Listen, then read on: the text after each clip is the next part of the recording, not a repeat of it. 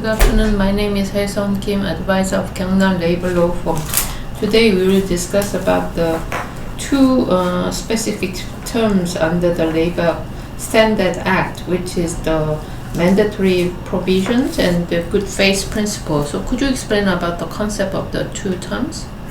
Hello, how are you today? This is Bong Soo Jung, Korean Labor Attorney. Thank you for asking mandatory provision and good faith principle. What they means? This means compulsory provision. This means employer should follow. Also, labor standard provide minimum and compulsory conditions. So any condition they agreed under law, then what they agreed, the standard by the Labor Standard Act, then such a law condition is invalid. That is what it shown by this compulsory provision. So this means even though both parties agreed law condition then standard by the labor standard, such a part is null and void. Then in such an invalid part is applied to the Labor Standard Act. That is statutory the provisions. Also, good faith principle means employer and employee agreed on certain condition. So what they agreed should be observed. Also, it should be implemented. So that is a good faith principle. But if the compulsory provision and good faith principle they are complete each other, then usually the good faith principle is applied preferentially. But certain condition that what they agreed to lower than the standard of the Labor Standard Act, then compulsory condition is applied first, because even though both parties agreed, then minimum condition should be protected according to the Labor Standard Act. That's what it can be explained for those two terms. Yeah.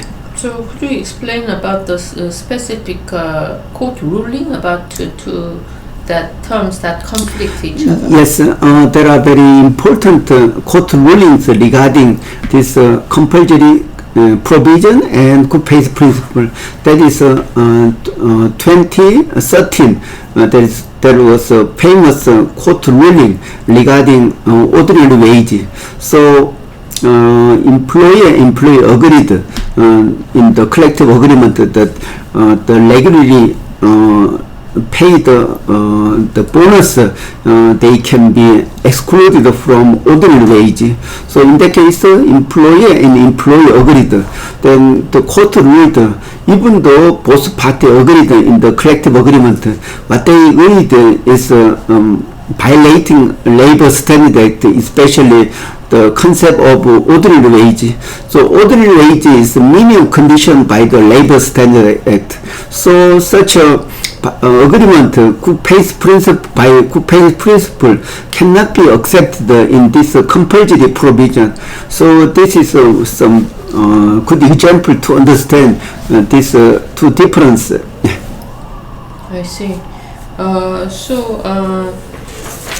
It is very important that the employer knows exactly about the Labor Standard Act's terms and conditions, especially in regards to the mandatory provision and good faith principle. Otherwise, even though employer and employee agree to specific terms, if this is not according to the mandatory provision, then all the right will be null and void.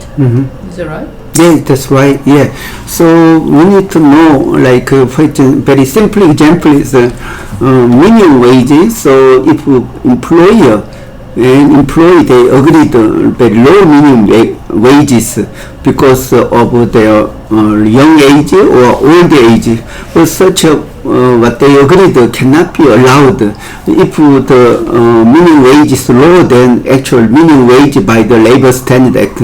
So the condition provided by labor standard is compulsory, then employer and employee must follow, then they can set better condition that the standard by the labor standard. That is good faith the provisions. Yeah.